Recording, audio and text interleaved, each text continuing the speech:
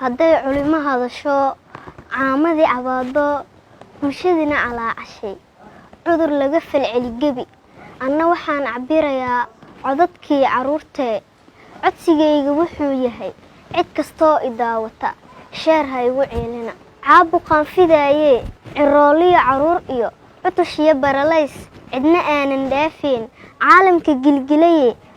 cabsi geliyey gebigood cidla kama imaanine camal uu dad falay buu ka carooday rabbigay duna cirif ilaa cirif markay rabbi ku caasisay wuu camimay caabuqa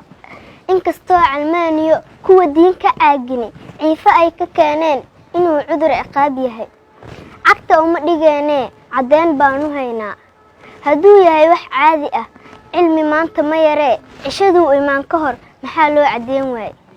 maxaa carar iyo kalahaad ganacsigii cidleeyo caasimado waaweyn cirka iyo hawada xiray hadduu yahay wax caadi ah cadad badan u dhimataye hadda may cilaaj iyo daawo meel ku cayimaan cakuyey cawaannimo calmaaniga miskiinka ah casiiskay wuxuu yidhi markay qoom cisyaan iyo camal fool xun ku kacaan cibaadada ka leexdaan ciqaab baynu keennaa calaamaynu tusinaa israa'iil intuu imaan si ay caasinimadiyo camalkaas u hakiyaan cabdiyow sidaa garo intaa ciidda lagu geen caadilow allahayow caafimaadna sii gebi caadilow allahayow caabuqaanna dhaafsii caadilow allahayow ciiddeenna barakee caadilow allahayow colaadoo dhan naga haay caadilow allahayow cadowoo dhan naga qabo caadilow allahayow cisadeenna soo celi caadilow allahayow